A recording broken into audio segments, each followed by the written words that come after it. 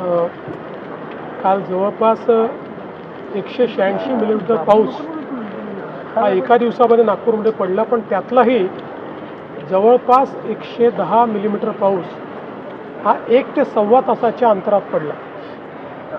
त्यामुळे अनप्रेसिडेंटेड अशा पद्धतीचा हा पाऊस होता आणि तोही जशी ढगफुटी होते तसा काही भागातच झाला. त्यामुळे त्या भागातले जे काही सखल एरिया होते किंवा लो लाईंग एरियाज होते त्या एरियामध्ये मोठ्या प्रमाणात पाणी शिरलं. विशेषतः 3 शाळांमध्ये त्या ठिकाणी रेस्क्यू ऑपरेशन चालवावं लागलं आणि सर्व मुलांना, जवळपास 450 मुलांना बाहेर काढावं लागलं. प्रशासनाने अतिशय चांगलं काम केलं.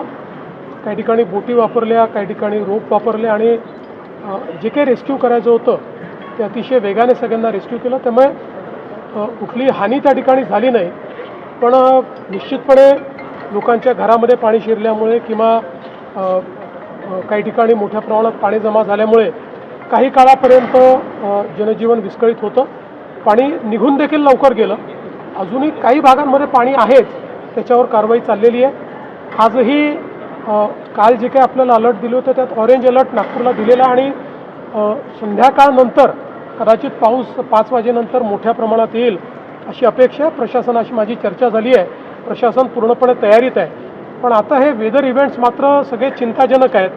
आपण बघतोय पालघरला आपण बघितलं, नागपूरला आपण बघितलं, मध्ये रायगड जिल्ह्यात आपण बघितलं, नाशिकला आपण बघितलं की 15 दिवसाचा, महिन्याभराचा पाऊस हा एका दिवसात येऊन राहिलेला आणि त्याच्यामुळे त्याची इंटेन्सिटी इतकी आहे की आपल्या त्याला ड्रेन करण्याच्या नॅचरल सिस्टीम्स देखील त्या ठिकाणी इतक्या प्रभावी नाहीत की ज्या महिन्याभराचा पाऊस जर 1 दिवसात आणि 1.5 दिवसात आला तर त्यातनं अनेक फ्लॅश फ्लड्स जे आहेत ते तयार होत आहेत.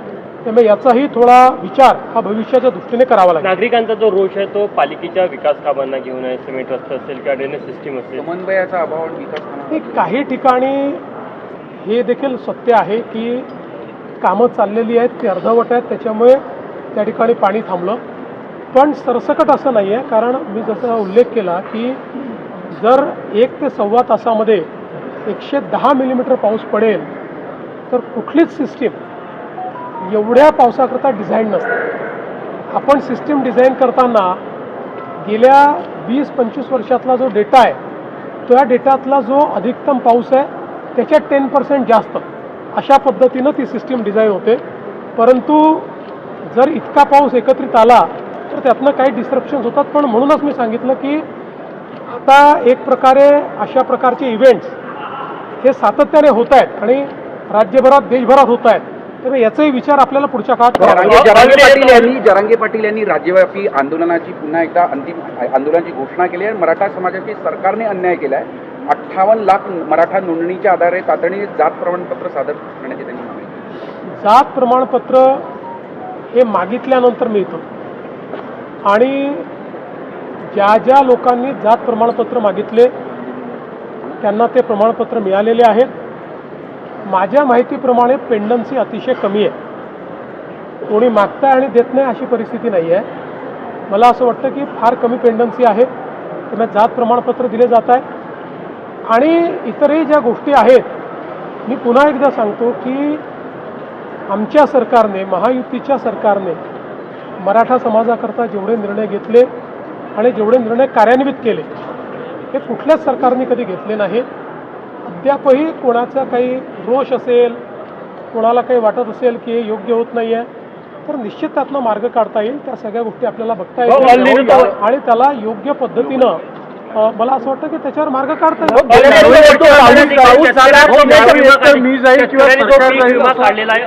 वर्ष असताना देखील मागच्या वर्षीच्या तुलनेने यावर्षी 10 लाख शेतकऱ्यांची संख्या ही पीक विमा काढण्यामध्ये घटलेली आहे. त्याचं कारण की नवीन अटी शर्तीमुळे शेतकरी नाराज आहे. नवीन अटी शर्ती आहे त्याचं कारण नाही आहे. मुळातलं त्याचं कारण असं आहे की आपण 1 रुपयात पीक विमा अशा पद्धतीनं ज्यावेळेस पीक विमा केला त्यावेळी सर्वांनीच तो पीक विमा काढला.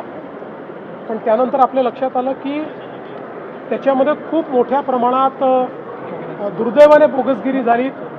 बीडसारख्या घटना आपल्याला पाहायला मिळाल्या आणि म्हणून मग त्याच्यामध्ये काही सुधारणा आपण केलेल्या आहेत. आणि पूर्वीप्रमाणे आता शेतकऱ्यांना त्यांचा जो हिस्सा पूर्वी भरावा लागायचा तो भरावा लागतोय आणि म्हणून ती संख्या थोड़ी कमी आहे. राहुल गांधी ने संसद में भाषण किया, आरएसएस असली शत्रु है, लोगों को अंधभक्त बनाना चाहता है, अमित शाह ने फायरिंग की ऑर्डर दिया, ऐसा सब आरोप राहुल गांधी का. मला असं वाटतं की मराठी मुझे ऐसा लगता है, मैंने तो राहुल गांधी का भाषण सुना नहीं क्योंकि मेरे पास इतना समय नहीं है कि मैं उनका भाषण सुनूं, क्योंकि उनके भाषण में रहता तो होता तो कुछ नहीं है. कोई भी विपक्ष का नेता जब बोलता है आरोप जरूर करे, कोई गलत बात हो तो उसके ऊपर ज़रूर बोले, टिप्पणियां भी करे, लेकिन आपने देश के युवाओं के लिए सकारात्मक क्या बोला है? आपने कौन सा सॉल्यूशन दिया है? आपने ऐसी कौन सी बात बताई कि जिसके कारण देश के युवाओं का कल्याण होने वाला है? केवल दिन भर झूठी बातें बोलना, आरोप करना, इससे देश के युवाओं को कुछ मिलने वाला नहीं है. मोदी जी ने देश के युवाओं के बारे में सोचा है, ये नई पद्धति लाई है. मेरा विश्वास है ये बिल पास होगा तो इस नई पद्धति के कारण एक बहुत ही सिक्योर इस प्रकार की परीक्षा पद्धति आएगी और हमारे युवाओं का कल्याण होगा. एफआईआर विड्रॉ करने की मांग सब जगह हो रही है, क्या महाराष्ट्र में जो एफआईआर हुए वो विड्रॉ? महाराष्ट्रामध्ये पोलीस विभागाला आणि गृह विभागाला मी ऑलरेडी सांगितलेलं आहे की या आंदोलनाच्या दरम्यान ज्या काही केसेस झालेल्या आहेत त्या केसेस या परत घेतल्या पाहिजेत. महाराष्ट्रामध्ये पोलिसांनी फार संयमाची भूमिका घेतलेली आहे. साधारणपणे केसेस जर आपण बघितल्या तर मोठ्या प्रमाणात फक्त जमावबंदीच्या केसेस त्या ठिकाणी लागलेल्या आहेत. पण ज्या काही केसेस आहेत त्या परत घेण्याच्या संदर्भातले आदेश मी दिले. गडचिरोली जिल्ह्यामध्ये काही बोगस नक्षलवादी म्हणून पत्रकं वितरित करतात आणि सातत्याने या घटनेमध्ये काही वाढ पाहायला मिळते. मध्यंतरीच्या काळामध्ये नक्षलवाद्यांचे पुन्हा पत्रकं लागलेले दिसले आणि त्यातनं स्पेक्युलेशन्स देखील झाले. पण ज्यावेळी त्याची एक प्रकारे जांच करण्यात आली त्यावेळी असं लक्षात आलं की काही लोकांनी स्वतःच्या हिताकरता आणि स्वतःच्या स्वार्थाकरता काही गोष्टी मिळाव्या म्हणून स्वतःच ही पत्रकं लावली आहेत. त्यांना जेरबंद करण्यात आलं. महाराष्ट्र में ये पूरा आंदोलन बहुत ही रेस्ट्रेंट के साथ हमारी पुलिस ने उसको हैंडल किया है और जो केसेस भी लगी है वो बहुत ही नॉमिनल इस प्रकार की केसेस वहाँ पर लगी है. और मैंने कल सुबह ही गृह विभाग के साथ राज्य के डीजी के साथ चर्चा की थी और कल ही ये आदेश दे दिया था कि इन केसेस को वापस लिया जाए. राहुल गांधी ने प्रहलाद जोशी को दुष्कर्म का रक्षक बताया. देखिए, राहुल गांधी कुछ भी बोल सकते हैं, लेकिन राहुल गांधी क्या है ये भी भारत जानता है. मोदी सरकार क्या है, प्रहलाद जोशी क्या है, ये भी हमारे भारत के लोगों को पता है कि राहुल गांधी एक ही एजेंडा लेकर निकले हैं और वो एजेंडा है अराजकता का. अराजकता के एजेंडे पर वो काम कर रहे हैं. उनको देश से कोई लेन देन नहीं, उनको अराजकता से लेन देन. महाराष्ट्र एकमेव राज्य आहे ज्यांनी स्वतःची टेक्नॉलॉजी विकसित केली आहे मानव वाघ जो संघर्ष आहे तो टाळण्यासाठी. मला अतिशय आनंद आहे की मार्वल जी आपल्या महाराष्ट्राची AI कंपनी आहे यांनी एक अतिशय चांगलं मॉडेल आपल्या नागपूरचे SP आहेत हर्ष पोद्दार त्यांनी ते तयार केलेलं आहे ज्यामध्ये वाघाचं जे विचरण होतं त्याचे अर्ली वॉर्निंग देण्याची सिस्टीम तयार केली आहे. आणि या सिस्टीममध्ये केवळ पिक्चर बेस्ड नाही आहे, तर आपल्याला माहिती आहे वाघ जेव्हा विचरण करतो त्यावेळेस काही प्राणी हे आवाज काढून जंगलाला सांगत असतात की वाघ कुठे आहे. हा जंगलाचा नियम आहे. आणि आमचे जे आदिवासी बांधव आहेत जे वर्षानुवर्ष वनवासात राहतात त्यांना याची नीट माहिती असल्यामुळे ते पूर्वीच्या काळात अशा परिस्थितीतही राहत असताना बरोबर त्या ठिकाणी स्वतःला वाचवायचे. तेच ज्ञान आता आपण AI मध्ये आणलेलं आहे. त्यामुळे वाघाच्या विचरणामध्ये फोटो जरी वाघाचा नाही मिळाला तरी ज्यावेळेस हे प्राणी आवाज काढतात ते आवाज सेन्स करून आणि त्यातनं वाघ कुठे आहे याची अर्ली वॉर्निंग देण्याच्या संदर्भात ही सिस्टीम तयार झालेली आहे. AI सिस्टीम आहे ही. जशी जशी सिस्टीम काम करेल तशी ती अजून प्रगल्भ होईल. पुढच्या काळामध्ये संपूर्ण देशात ही रेप्लिकेट करता येईल.